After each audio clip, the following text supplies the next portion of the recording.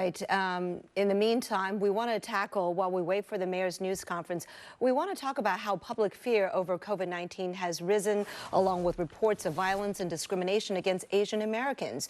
Now, Asian American leaders have teamed up to launch a new social media campaign designed to raise awareness. It's called Wash the Hate. And one of the influencers involved is co-founder of Boba Guys. That's a popular Bay Area-based chain serving boba tea. Andrew Chau, thanks so much for joining us, Andrew. Thanks for having us, Kristen. Yeah, you know, Andrew, I saw your Instagram post. The Wash the Hate campaign features you, Asian American actors, YouTube stars, and musicians. And basically, we're seeing you washing your hands, but at the same time, in your post, as you did that, you shared a very powerful message about growing up here in the U.S., knowing that you're an immigrant, knowing that there are aspects of your culture that are different, but never really feeling targeted in that sense of otherness until now. Can you walk our viewers through that?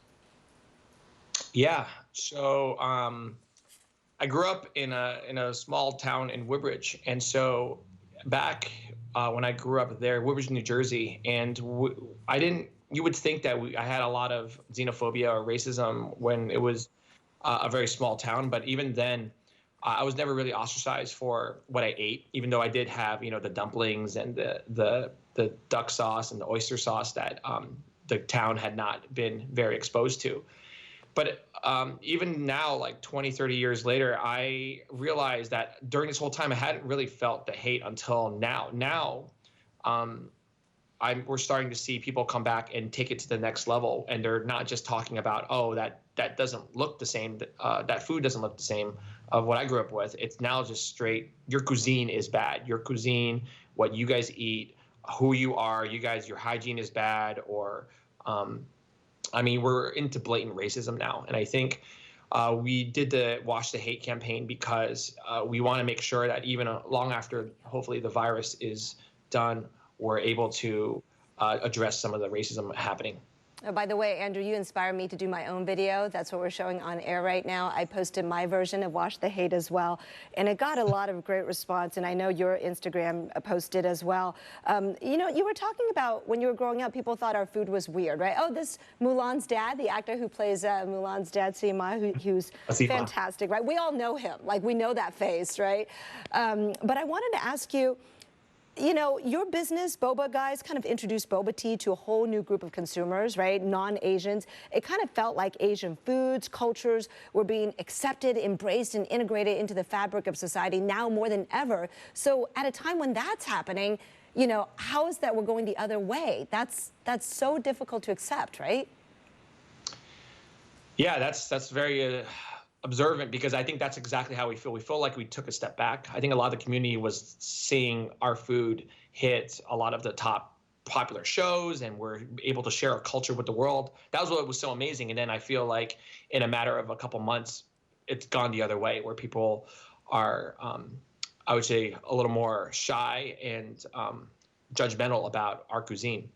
Well, which our cuisine is so broad. I mean, that's what's so ironic about it, is that Asian cuisine itself is so broad, but people are now lumping it in as kind of one monolith, which is not the case. I know. Well, you know what? While you're fighting this battle against racism, you're also fighting an economic battle, a battle for the survival of your business. And I think we have to share some sad news here for fans of Boba Guys.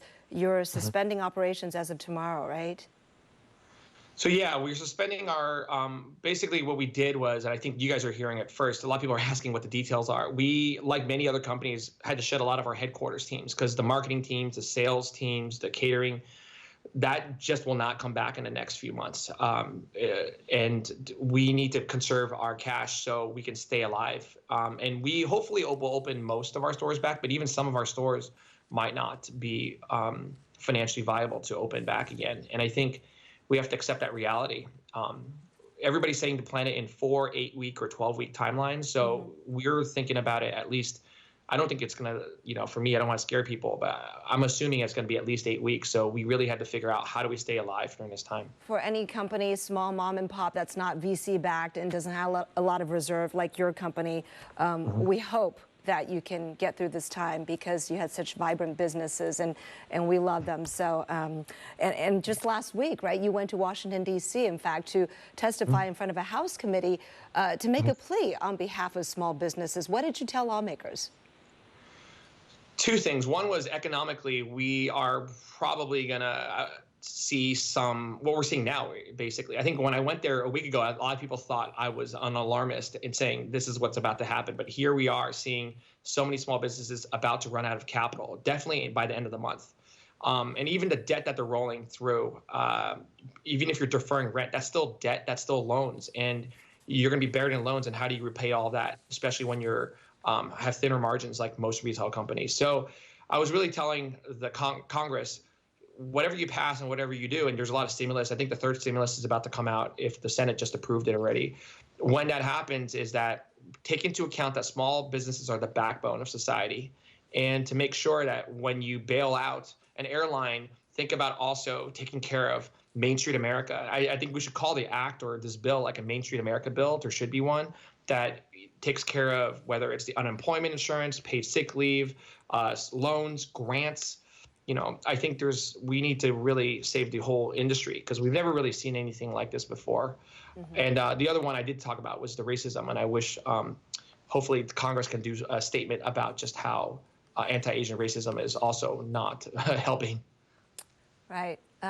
Andrew, I think that is a very powerful statement. I hope those who are in positions of power are listening. And as a San Franciscan or Bay Area resident who loves Boba Guys, like so many, we can't wait to see you get back in business and, you know, flip that sign to say open once again. In the meantime, I'm going to just leave viewers with something, a part of your testimony to Congress. You wrote, "This virus has no color, it has no ethnicity, it has no borders." So we need to remember that enabling opportunity is not always about opening doors, but also removing barriers. Andrew Chau, thank you so much. Good luck to you. Thank you. Thank you.